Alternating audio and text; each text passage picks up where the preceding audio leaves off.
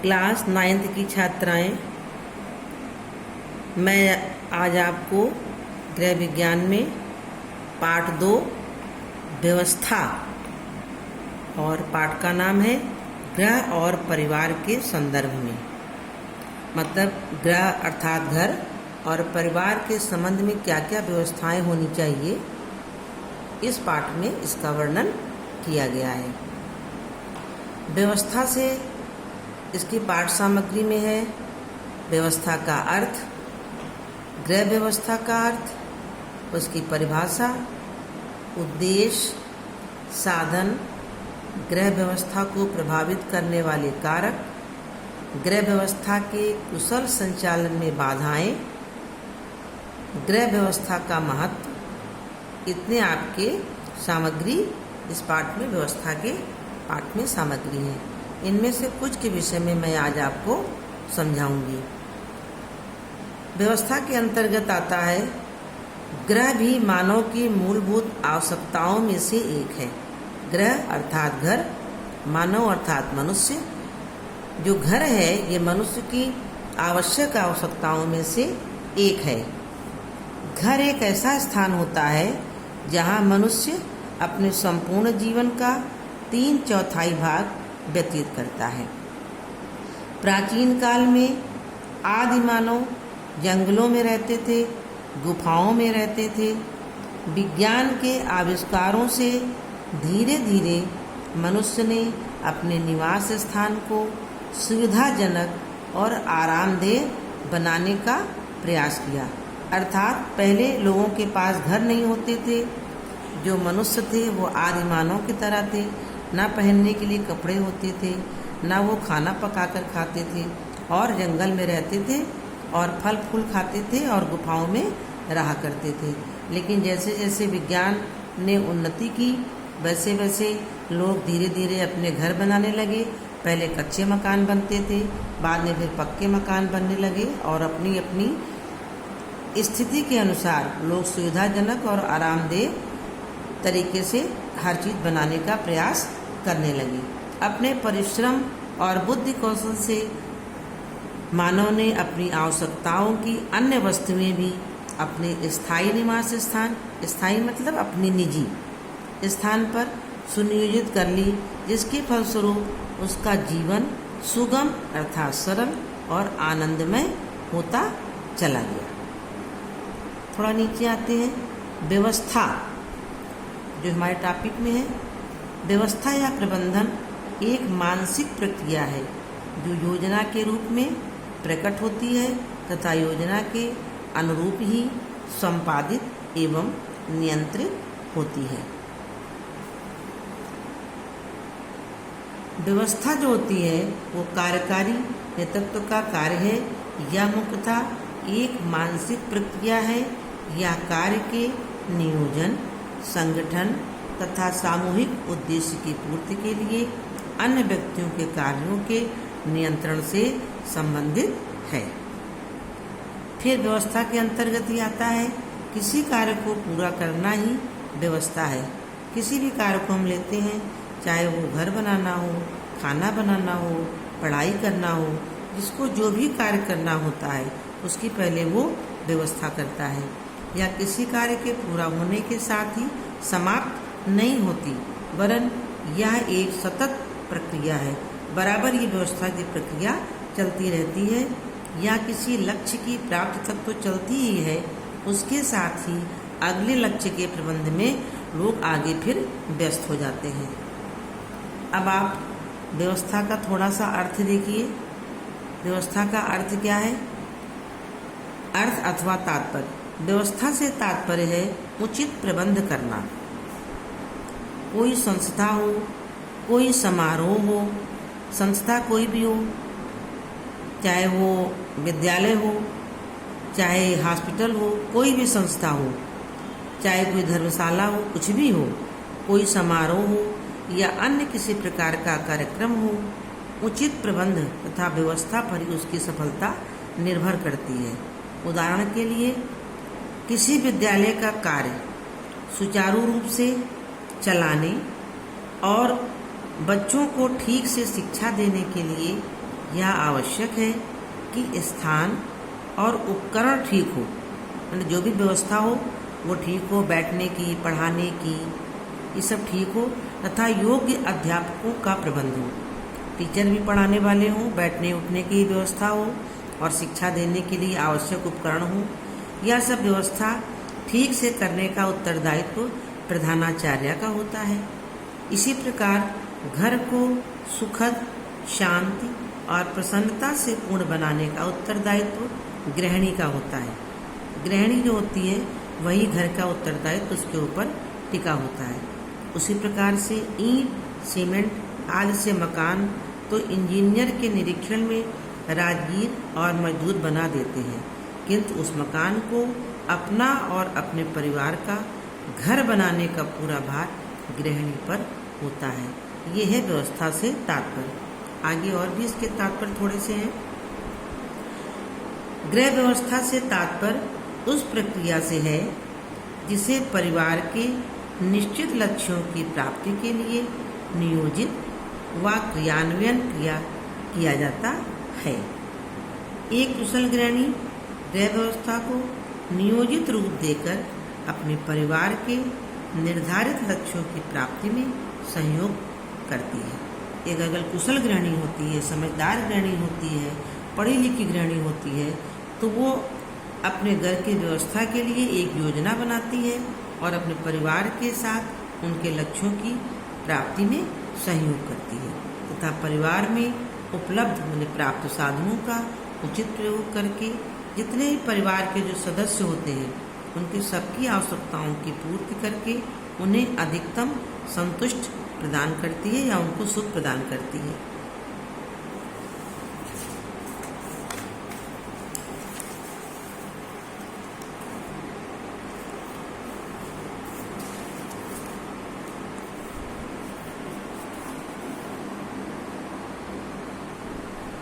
गृह व्यवस्था की कुछ परिभाषाएं भी हैं, जैसे उसमें शार्ट में हम आपको बताएंगे। कोजिन के अनुसार, कोजिन एक गृह विज्ञान के लेखक थे, उनके अनुसार उत्तम गृह वह होता है जिसमें उद्देश्यों की पूर्ति एवं घर के विभिन्न कार्यों को कम से कम समय में धन व शक्ति खर्च करके पूरा करते हुए पारिवारिक जीवन को सुखी व समृद्ध बनाया जाता है। ये है उत्तम गृह व्यवस्था। इसके बाद नीचे आते हैं थोड़ा। गृह व्यवस्था केवल कार्य की समाप्ति या लक्ष्य की प्राप्ति ही नहीं है, यह सारी प्रक्रिया व्यवस्थित होनी चाहिए। इसका आयोजन कुशलतापूर्वक बनाई गई योजना के अंतर्गत होना चाहिए। इस पर नियंत्रण भी आवश्यक है ताकि अधिकतम लक्ष्यों की प्राप्ति के साथ साथ सभी सदस्यों को अधिकतम संतुष्टि भी प्राप्त हो सके। अगर घर के परिवार के जितने भी लोग हैं सब लोग अगर संतुष्ट नहीं हैं तो वो एक अच्छी गृह व्यवस्था नहीं कहला सकती।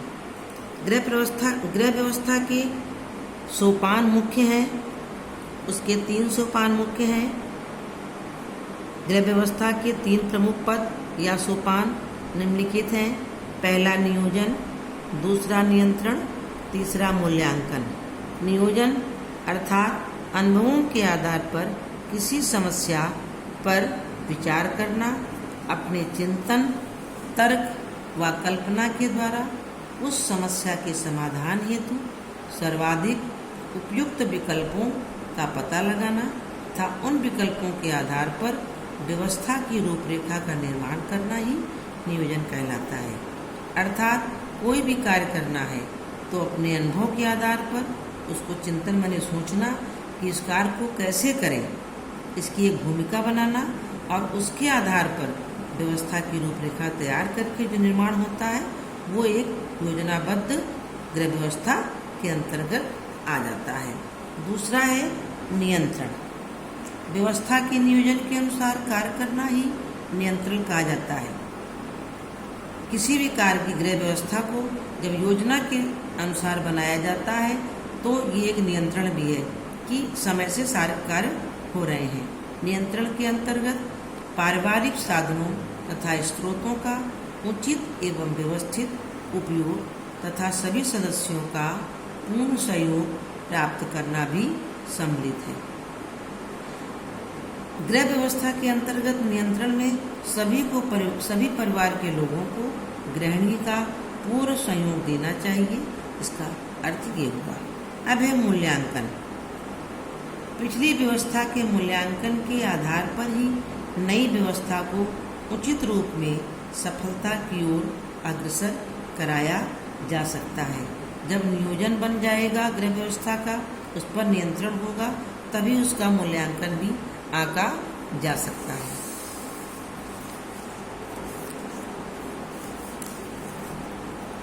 पिछली व्यवस्था के अंतर्गत जो गलतियां अगर किसी से हो गई हैं कि हमने कोई योजना नहीं बनाई, कोई नियंत्रण नहीं किया, तो उन त्रुटियों को ध्यान में रखते हुए कि दोबारा ये गलती हमसे ना होने पाए, भूलों को दोहराने के स्थान पर पूर्व व्यवस्था में प्राप्त सफलताओं का भली प्रकार लाभ उठाया जाए, यही मूल्यांकन का उद्देश्य है।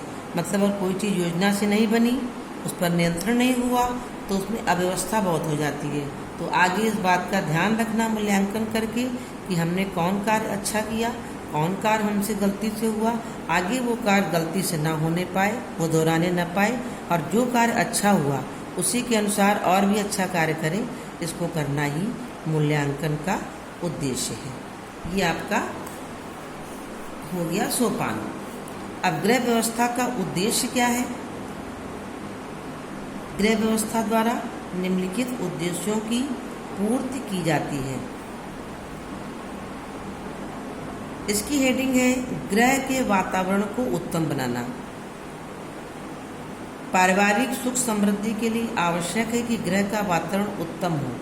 भौतिक संपन्नता के साथ साथ परिवार का वातावरण एक सौहार्दपूर्ण माने प्रेम पूर्वक सद्भावनापूर्ण होना भी परम आवश्यक है। गृह व्यवस्था का एक महत्वपूर्ण उद्देश्य गृह वातावरण को उत्तम एवं सौहार्दपूर्ण बनाना है।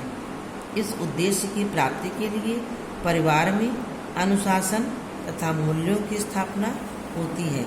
परिवार के सभी सदस्यों के आपसी संबंध स्नेहपूर्ण तथा पारस्परिक हितों को ध्यान में रखकर स्थापित होने चाहिए। एक दूसरे का सम्मान करना चाहिए, एक दूसरे की बातों को ध्यान से सुनना चाहिए, और घर में कैसे वातावरण अच्छा रहे, सौहार्दपूर्ण रहे, इसका ध्यान सबको रखना चाहिए। सर्वांगीण विकास। एक कुशल जो गृहिणी होती है वो उसका गृह व्यवस्था का प्रथम उद्देश्य होता है परिवार के प्रत्येक सदस्य के लिए सुखद वातावरण उत्पन्न करके उनका शारीरिक, मानसिक, आर्थिक और आध्यात्मिक विकास करना। नंबर 3, पारिवारिक आय का विवेकपूर्ण व्यय। व्यय अर्थात खर्च। जितनी इनकम है उसके हिसाब से अपने बुद्धि से उस परिवार में कितनी आय है और बुद्धि से किस प्रकार से खर्च करना है, इसका ध्यान, ये भी मेन उद्देश्य गृह व्यवस्था का होता है। परिवार के सदस्यों की प्रायः सभी आवश्यकताओं की पूर्ति के लिए धन का व्यय आवश्यक होता है, अर्थात धन का खर्च करना भी आवश्यक होता है। धन की प्राप्ति पारिवारिक आय के रूप में होती है, परंतु पारिवारिक आय सदैव सीमित ही होती है। किसी परिवार में एक इनकम की सीमा होती है तथा पारिवारिक आवश्यकताएं भी असीमित होती हैं। गृह व्यवस्था का एक महत्वपूर्ण उद्देश्य है कि परिवार की आय का विवेकपूर्ण व्यय भी हो। विवेकपूर्ण बुद्धि के अनुसार अगर खर्च किया जाता है तो उसमें परिवार में एक दूसरे के प्रति सद्भावना बनी रहती है, क्योंकि इस उपाय द्वारा ही परिवार के सदस्यों की अधिक से अधिक आवश्यकताओं की पूर्ति की जा सकती है। फिर है कार्यकुशलता। गृह व्यवस्था का मेन उद्देश्य कार्य में अगर कुशल है, परिवार के सभी लोग, गृहिणी और परिवार के सभी लोग, गृह व्यवस्था का यह उद्देश्य भी होना चाहिए कि गृह के विभिन्न कार्य इतनी कुशलता से किए जाएं कि जिससे परिवार के धन, समय एवं श्रम की बचत हो। फिर है विश्राम तथा मनोरंजन। गृहिणी को सब कार्य संपन्न करने के उपरांत कुछ समय विश्राम तथा मनोरंजन के लिए भी प्राप्त हो सके, इस बात का भी ध्यान गृह व्यवस्था के अंतर्गत होना चाहिए। विश्राम व्यक्ति को दोबारा कार्य करने की शक्ति प्रदान करता है तथा मनोरंजन जीवन को सरल तथा आनंदमय बनाता है, जिससे सारे दिन की थकान से मुक्ति मिल जाती है। फिर है गृह व्यवस्था के उद्देश्य में लास्ट ये भी समाज सेवा, जो कि बहुत ही महत्वपूर्ण ये भी हेडिंग है।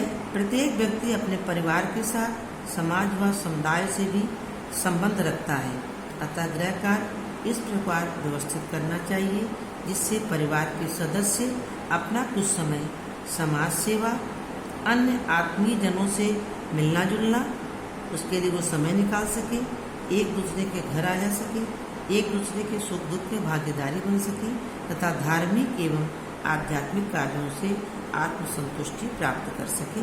ये समाज सेवा के अंतर्गत आता है, इसके उद्देश्य के अंतर्गत। फिर आता है गृह व्यवस्था के सिद्धांत क्या है, ये नियम क्यों बने हैं, इसका सिद्धांत क्या है। इसका मैं प्रश्न आपको लघु उत्तर में लिखने के लिए भी दूंगी। एक कुशल गृहिणी को गृह व्यवस्था उचित ढंग से चलाने के लिए कुछ सिद्धांतों का पालन करना पड़ता है। ये सिद्धांत निम्नलिखित है।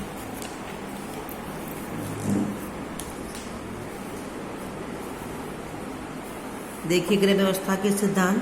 पहला है गृह कार्य व्यवस्था के सिद्धांत के अंतर्गत परिवार के सभी सदस्यों की अनिवार्य आवश्यकताओं के अनुसार उनकी पूर्ति करना सफल गृह कार्य व्यवस्था का मूल सिद्धांत है। पहला सिद्धांत यह है परिवार के जितने भी सदस्य हैं उनकी वो जो आवश्यक आवश्यकताएं हैं, जैसे मान लीजिए बच्चों की पढ़ाई है, बड़ों को जाने आने की सुविधा का ध्यान देना है, बड़े बुजुर्ग हैं उनकी सेहत का ध्यान रखते हुए उनकी आवश्यकताओं की पूर्ति के अनुसार उनका ध्यान रखना, ये सफल गृह व्यवस्था के अंतर्गत मूल सिद्धांत में आता है। दूसरा है अर्थव्यवस्था का सिद्धांत।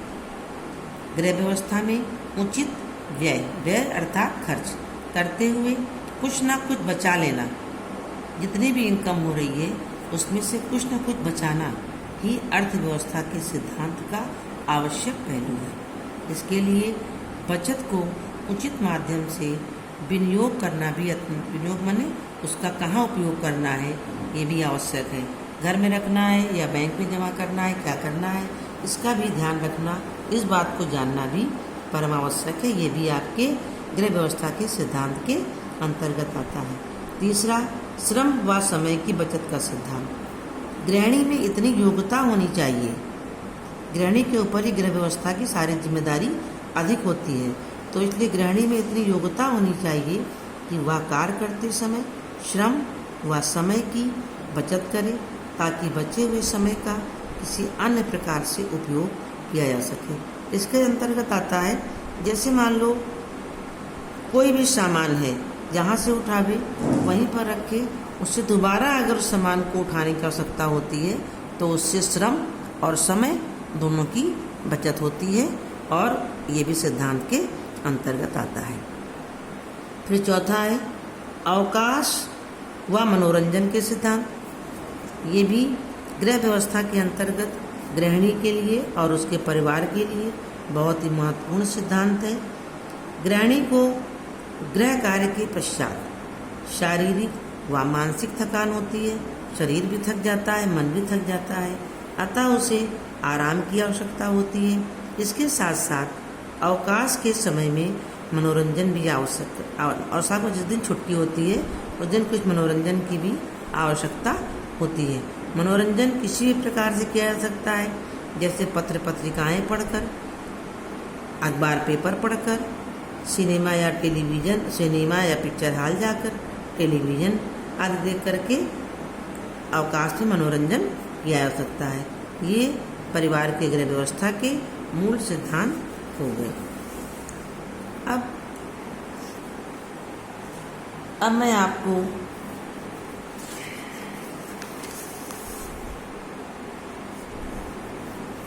गृह व्यवस्था के कुशल संचालन में कुछ बाधाएं भी आती हैं।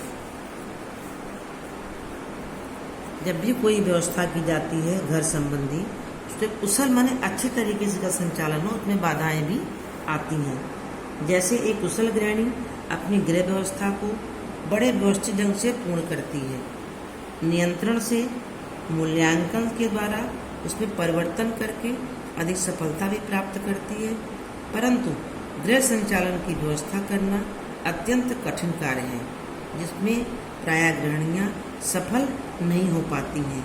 इस असफलता के कई कारण हैं जो कि बाधाएं उत्पन्न करती हैं। पहला है पारिवारिक समन्वय एवं अनुशासन का अभाव। इसका डिटेल देखिए। यदि परिवार के सदस्यों में जितने भी सदस्य हों उनमें आपस में समन्वय, एक दूसरे के प्रति सद्भावना की भावना एवं अनुशासन का अभाव अगर है तो परिवार के सभी सदस्य उत्तम गृह व्यवस्था के नियमों को ताक पर रखकर अपनी इच्छानुसार काम करने लगते हैं, जिसके फलस्वरूप कार्यकुशलता का अभाव रहता है और पारिवारिक कलह की स्थिति उत्पन्न हो जाती है। अतः स्पष्ट है कि पारिवारिक अनुशासन व समन्वय के अभाव में गृह व्यवस्था में भी अनेक बाधाएं उत्पन्न हो जाती हैं। दूसरा है मतलब कहने का कि परिवार के जितने भी सदस्य हैं अगर उनके अंदर अनुशासन और एक दूसरे के प्रति सहयोग की भावना नहीं है तो गृह व्यवस्था में बाधाएं आती हैं कुशल संचालन के लिए। दूसरा है लक्ष्यों के ज्ञान का अभाव। प्रत्येक परिवार में कुछ लक्ष्य होते हैं। कुछ गृहिणियाँ परिवार के लक्ष्यों को समझ नहीं पाती कि कौन सा कार्य किस समय किया जाए। उदाहरण के लिए भोजन की व्यवस्था के समय कपड़े धोने का कार्य करने लग जाना। हर चीज़ का एक समय होता है, सुबह उठने का, फिर खाना बनाने का, कपड़े धोने का, सफाई करने का एक समय होता है। लेकिन जैसा कि इसने बताया कि भोजन की व्यवस्था के भोजन बनाने के समय कपड़े धोने का कार्य करना, ये आपके लक्ष्यों के ज्ञान का अभाव है। इससे परिवार के सभी सदस्य विशेष रूप से बच्चे भूख से परेशान होते हैं। अतः गृहिणी को परिवार के लक्ष्य का ध्यान रखकर ही लक्ष्य का समय का ध्यान रखते हुए कार्य को करना चाहिए। फिर है उपलब्ध साधनों की अनभिज्ञता। कभी कभी ये भी होता है कि गृहिणी बहुत समझदार है लेकिन उसके पास साधन नहीं है। गृहिणी को परिवार में विभिन्न साधनों की उपस्थिति का ज्ञान होना चाहिए। इस ज्ञान के अभाव में गृह व्यवस्था के संचालन में कठिनाई होती है। कुशल गृह संचालन के लिए आवश्यक है कि परिवार के प्रत्येक सदस्य को इस बात का ज्ञान हो कि घर में कौन कौन से साधन हैं। जैसे नहाने के लिए अगर एक बाथरूम है तो जिसको पहले जल्दी आवश्यकता है पहले वो उस कार्य को कर ले, बाद में जो जाने वाला नहीं हो बाद में उस कार्य को कर ले, या कभी कभी कोई और जल्दी पड़ जाती किसी कार्य को करने के लिए तो उसके लिए पूरे परिवार के सदस्यों को इसके साधन का ध्यान रखना चाहिए। फिर है कार्य कुशलता की कमी। कुछ परिवार इतने धनी होते हैं कि उनके पास साधनों की कोई कमी तो नहीं होती, इधर योजना बनाई उधर साधन उपलब्ध हुआ, परंतु साधनों के उपयोग की विधि का ज्ञान नहीं है, होने से भी असफलता ही मिलती है। अतः गृह व्यवस्था की सफलता के लिए साधनों के उपयोग का ज्ञान भी आवश्यक है कि कौन सा साधन किस चीज़ के लिए उपयुक्त है, इसका ज्ञान होना आवश्यक है। फिर है विभिन्न समस्याएं और उनका समाधान। गृह व्यवस्था एक जटिल प्रक्रिया है, जटिल माने कठिन प्रक्रिया है। इसे कितनी भी कुशलता से किया जाए परंतु कभी कभी गंभीर समस्याएं उत्पन्न हो जाती हैं। जब कहीं परिवार में ऐसी स्थिति उत्पन्न हो जाए तो अपने विवेक से शांतिपूर्ण ढंग से उन्हें हल करने का प्रयास करना चाहिए। किसी चतुर गृहिणी या किसी विशेषज्ञ से परामर्श भी आप ले सकते हैं। ये आपका हो गया गृह व्यवस्था के संचालन में बाधाएं कौन कौन सी होती हैं। अब है गृह व्यवस्था की आवश्यकता एवं महत्व। इसकी आवश्यकता क्यों पड़ती है और इसका महत्व क्या है, बहुत ही इम्पॉर्टेंट क्वेश्चन होता है ये। मैं लघु में भी इसको लिखने के लिए आप लोगों को दूंगी। परिवार की सुख समृद्धि तथा चहुमुखी विकास माने सब ओर से विकास कैसे हो, इसके लिए गृह व्यवस्था अत्यंत आवश्यक एवं महत्वपूर्ण है। इसके आधार पर परिवार की अधिक से अधिक आवश्यकताओं की पूर्ति उनकी अनिवार्यता क्रम में की जा सकती है। गृह व्यवस्था के आधार पर ही परिवार की रहन सहन का स्तर उठाया जा सकता है। गृह व्यवस्था निम्नलिखित उपलब्धियों की दृष्टि से अत्यंत आवश्यक है। इसकी आवश्यकता और महत्व क्या है? पहला देखिए, उचित कार्य व्यवस्था। परिवार के सभी सदस्यों की अनिवार्य आवश्यकताओं की उचित योजना बनाकर सबसे सहयोग से उनकी पूर्ति करने हेतु गृह व्यवस्था आवश्यक है। इसके अतिरिक्त आरामदायक आवश्यकताओं की संतुष्टि भी उपयुक्त गृह व्यवस्था के माध्यम से ही संभव है। इसी से पारिवारिक सुख व समृद्धि संतुष्टि प्राप्त हो सकती है। दूसरा है उचित अर्थव्यवस्था। सीमित आय पर आधारित व्यवस्था के द्वारा ही आवश्यकताओं की अनिवार्यता क्रम में पूर्ति हो सकती है। इसके लिए बजट बनाकर आय और व्यय तथा बजट को संतुलित किया जा सकता है। कहने का मतलब ये है कि जितनी इनकम है उसके अनुसार एक बजट बनाना चाहिए कि किस मद में हमको कितना पैसा खर्च करना है। उसके हिसाब से आय व्यय बजट बनाकर अगर व्यवस्था की जाती है अर्थव्यवस्था, तो उससे संतुलन बना रहता है। तीसरा है श्रम की बचत। यदि कार्यों को व्यवस्थित ढंग से और योजनाबद्ध तरीके से किया जाता है, सहयोग के द्वारा संपन्न किया जाता है, तो श्रम की बचत होती है। यही नहीं, कार्य अधिक कुशलता से भी संपन्न हो जाता है। फिर चौथा है समय की बचत तथा उसका सदुपयोग। केवल योजना बना करके उसके आधार पर कार्य करने से ही स्वस्थ मनोरंजन, उचित विश्राम आदि के लिए समय की बचत की जा सकती है। उचित अवकाश व्यक्ति की नई चेतना तथा फिर से कार्य करने में लगन पैदा करने की क्षमता प्राप्त कराता है। इस प्रकार उचित आवश्यकताओं की संतुष्टि तथा गृह साधनों का उचित उपयोग एवं कुशल गृहिणी के द्वारा उचित गृह प्रबंधन के सिद्धांतों को ध्यान में रखकर ही किया जाता है। इस प्रकार वर्तमान परिस्थितियों में गृह अर्थव्यवस्था का महत्व अत्यधिक बढ़ गया है। ये आपका लो क्वेश्चन हो गया। एक लास्ट में और बताऊंगी मैं, गृहिणी के अंदर कौन कौन से गुण होने चाहिए। ये मैं आपको दीर्घ प्रश्नोत्तर के अंतर्गत इसका उत्तर लिखने के लिए भी दूंगी। सफल व सुखी पारिवारिक जीवन गृहिणी के गुणों पर निर्भर करता है। यदि यह गृहिणी का कर्तव्य है कि गृह की सामान्य व्यवस्था को सुचारू रूप से चलाए, परंतु इसके साथ साथ उसे परिवार के अन्य सदस्यों का भी सहयोग प्राप्त होना चाहिए। परिवार की सफलता तथा सदस्यों का कल्याण गृह व्यवस्था पर निर्भर करता है। गृह को सुव्यवस्थित ढंग से चलाने के लिए गृहिणी में निम्नलिखित गुणों का होना आवश्यक है। इसमें कौन कौन से गुण आवश्यक आते हैं, इसको अब आप देख सकती हैं। पहला है बुद्धिमान। गृहिणी को बुद्धिमान होना चाहिए। गृहिणी को बुद्धिमान होना चाहिए। प्रतिदिन गृह में आने वाली अनेक समस्याओं का समाधान वह अपनी बुद्धिमत्ता से कर सकती है। गृहिणी की याददाश्त तेज होनी चाहिए ताकि वह विस्मृति के अवगुणों से बची रहे।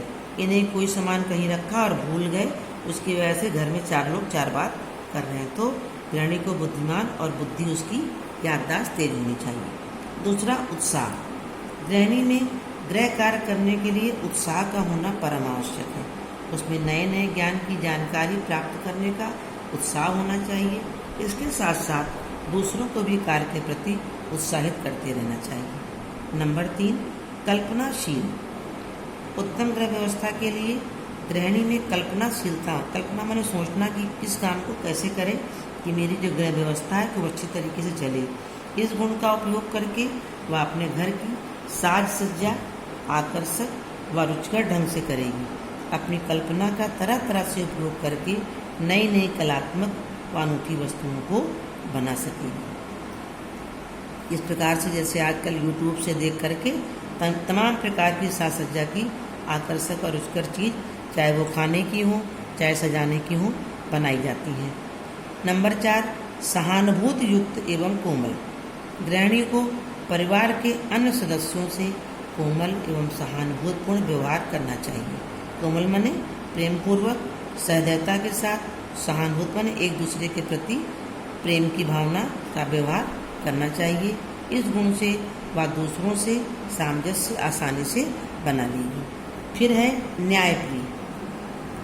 उत्तम गृह व्यवस्था करने के लिए उसमें उचित न्याय करने की भी योग्यता होनी चाहिए।